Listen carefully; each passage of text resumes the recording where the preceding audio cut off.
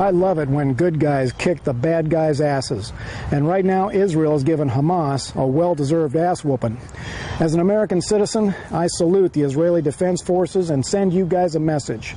Even though the USA is currently being governed by the most incompetent, low-moral pack of weasels ever, millions of Americans stand firmly behind Israel.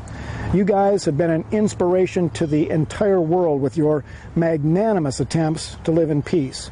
But when push comes to shove and the bad guys just won't stop murdering your people, you hit back hard.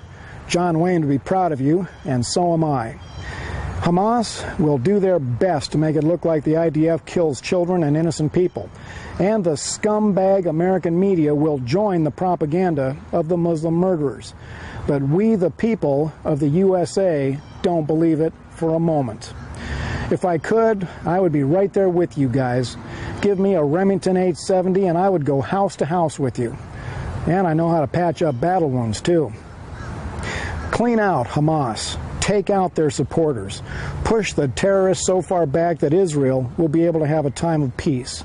And when the fighting's over, come over here to Florida for some rest and relaxation. I would enjoy taking a group of IDF men and women to Disney World and to some of Florida's finest restaurants and clubs.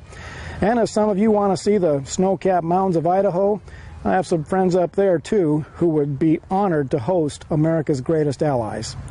Of course, you know what that means. We get to visit Israel in return.